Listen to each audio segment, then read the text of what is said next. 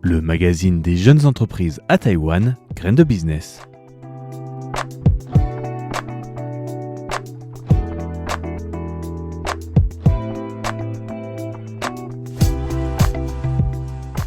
Bonjour à tous et bienvenue sur les ondes de Radio Taïwan International. Vous êtes en compagnie de Valentin Floquet pour ce nouvel épisode de Graines de Business. Aujourd'hui, nous allons parler d'une start-up qui n'est plus toute jeune maintenant, mais qui a encore fait parler d'elle récemment, notamment à travers un article de Myth Global, qui est un peu la base et ma source de mes émissions, mais tout en complétant un petit peu avec un podcast que j'ai trouvé du principal intéressé. Et donc, le sujet d'aujourd'hui, je vais essayer de vous le faire deviner. Et pour commencer, je vais vous demander si vous pouvez imaginer un chirurgien quand il fait son opération, comment il fait pour toucher un clavier, pour écrire un rapport, quelle est sa manière d'inscrire tout son processus lors d'une opération.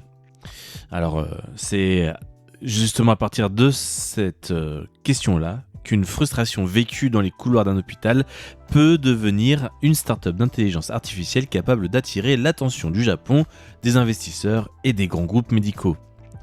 C'est un médecin taïwanais, après plus de 10 ans de carrière hospitalière, qui décidera de quitter une profession stable pour se lancer dans l'univers incertain des startups. Et surtout, on peut se demander si la révolution de l'IA se cache-t-elle vraiment dans les grands chatbots, dans les grands modèles LLM ou plutôt dans des outils invisibles capables de faire gagner quelques minutes cruciales aux médecins. Aujourd'hui, dans Graines de Business, donc, direction l'univers d'une start-up fondée par l'entreprise a développé une plateforme qui s'appelle Evas, une intelligence artificielle vocale spécialisée dans la rédaction automatique des dossiers médicaux pendant les opérations et examens médicaux. Une technologie déjà testée dans plusieurs établissements médicaux à Taïwan et au Japon, mais derrière cette start-up technologique, il y a surtout une histoire humaine, celle d'un médecin confronté à la fatigue, aux heures supplémentaires et à une question simple: pourquoi les médecins passent-ils autant de temps à écrire au lieu de soigner ? C'est sur cette question qu'est basé tout le concept de la start-up dont je vais vous parler cette semaine, Kencon, fondée par Wade Liao. C'est tout de suite dans Graines de Business.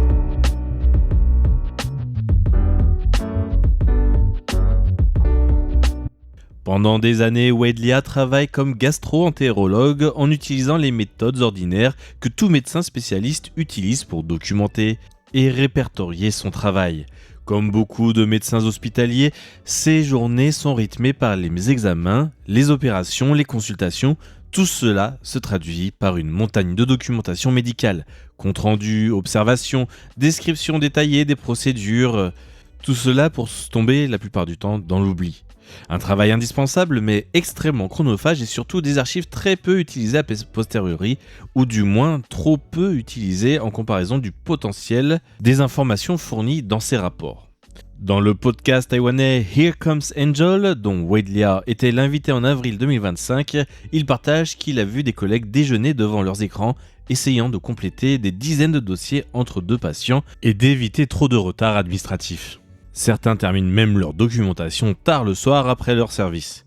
Et dans certaines spécialités, le problème devient encore plus intense. C'est le cas notamment de la gastro-entérologie où un chirurgien peut réaliser une vingtaine d'endoscopies dans une seule matinée.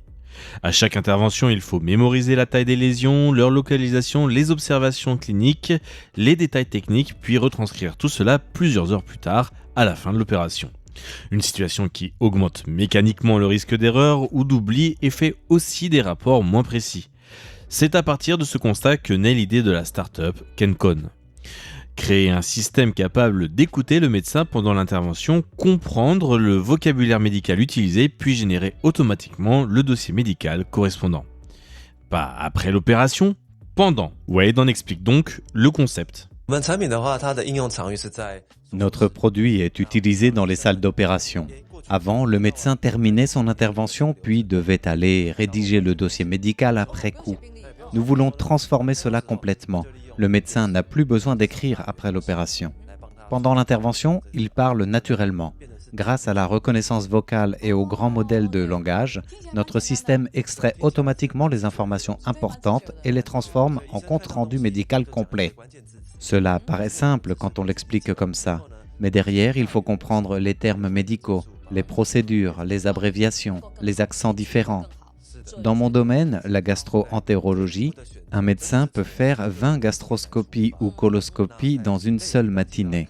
Entre chaque patient, le temps est extrêmement limité. Il faut se souvenir des polypes, des ulcères, des tailles exactes, des observations importantes. Tout cela dans un environnement très stressant. Et parfois, forcément, certaines choses peuvent être oubliées. Certains médecins passent ensuite leur pause déjeuner à revoir les images et rédiger les dossiers avec leur repas à côté. D'autres restent le soir après le travail pour compléter toute la documentation de la journée. Le problème, ce n'est pas seulement la fatigue du médecin, c'est aussi la qualité et l'immédiateté de l'information médicale.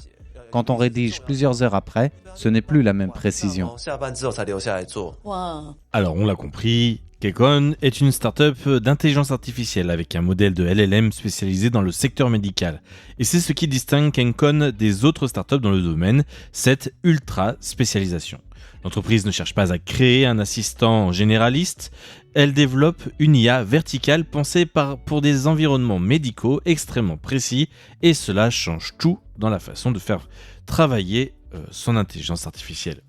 Car comprendre une conversation médicale ne consiste pas seulement à reconnaître des mots, il faut aussi comprendre des termes latins, interpréter des abréviations techniques, reconnaître les accents des médecins, différencier les spécialités, puis convertir ces données en documents structurés. Chaque spécialité médicale possède son propre langage, chaque hôpital possède ses propres procédures et ses propres acronymes. Chaque pays possède même parfois ses propres habitudes de rédaction. Wedlia donc explique d'ailleurs qu'au départ, son équipe travaillait sur l'imagerie médicale assistée par IA pour passer un peu la barrière de la langue. Mais il a fini par abandonner cette piste car selon lui, ce secteur devient rapidement une course au capital dans l'idée que les avancées technologiques ne vont que dans le sens quasiment que ceux des investisseurs, tellement les investissements sont énormes. A l'inverse, la documentation médicale représente un domaine plus difficile à reproduire car il nécessite une connaissance extrêmement profonde des pratiques hospitalières réelles. Alors le parcours de Wedlia est aussi celui d'un changement culturel radical. À l'hôpital, le médecin occupe une position d'autorité, tout le monde l'écoute. Dans une start-up, tout fonctionne différemment.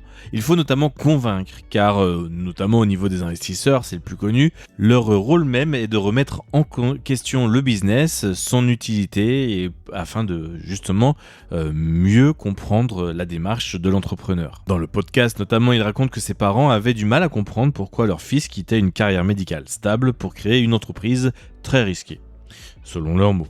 Mais progressivement, Kekon commence à convaincre, d'abord grâce à des cliniques privées, puis grâce à des hôpitaux plus importants, et enfin l'international. Il explique le défi que ça a été.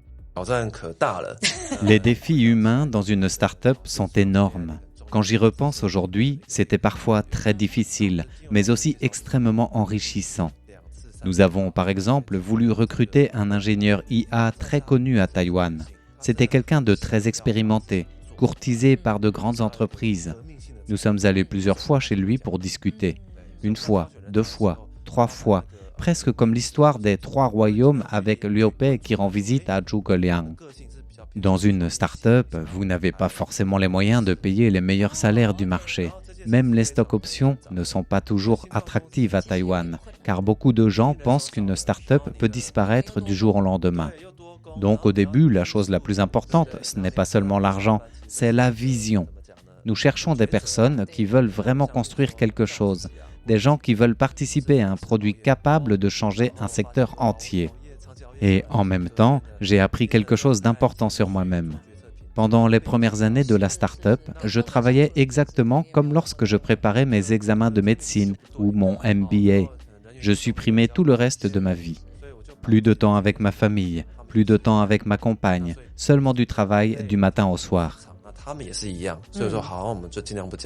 Très tôt donc, la start-up Kekon décide de viser l'international et le premier marché choisi est le Japon. Une décision logique puisque le pays représente le 2e plus grand marché mondial pour l'endoscopie digestive après les États-Unis. Wedlia possède aussi un avantage personnel, il avait lui-même été formé au Japon plusieurs années auparavant. Grâce à ses anciens contacts, il présente directement la technologie à des médecins japonais et le résultat est immédiat. Selon lui, certains établissements constatent une réduction de moitié du temps consacré à la rédaction des rapports médicaux.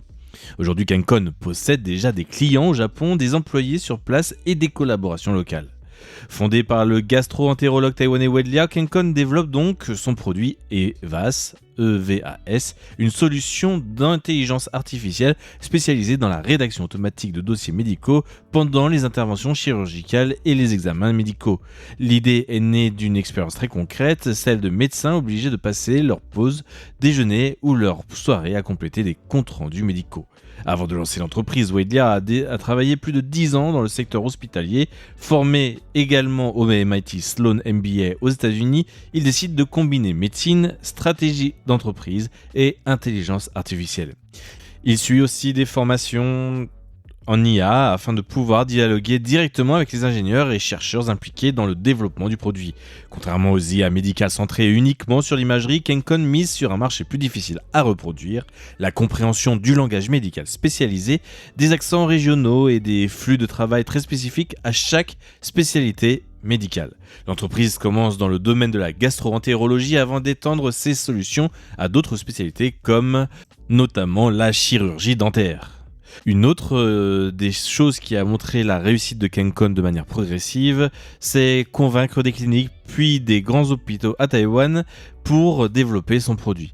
L'entreprise s'est aussi implantée au Japon, deuxième marché mondial de l'endoscopie digestive après les États-Unis. Selon Wade Lia, les médecins japonais passent énormément de temps à rédiger des comptes rendus très détaillés, ce qui a facilité l'adoption de la technologie.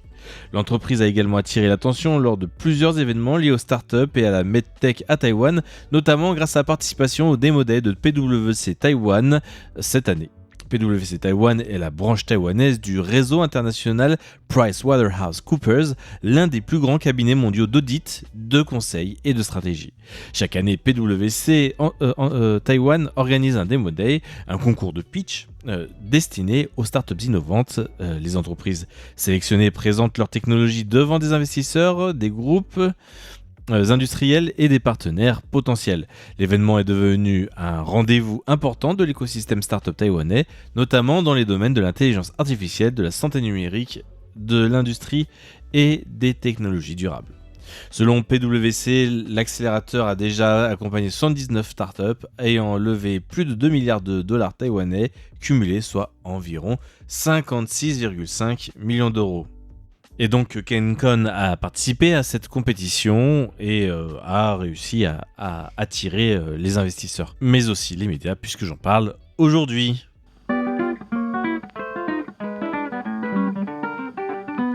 L'émission Graines de Business touche déjà à sa fin. Ce fut un plaisir de vous parler un petit peu de cette startup Kencon qui a l'air très intéressante et qui résout vraiment un gros problème avec un réel gain de temps. Donc voilà, merci en tout cas à tous d'écouter régulièrement Graines de Business. C'était Valentin Floquet pour Radio Taïwan International. Excellente journée à tous.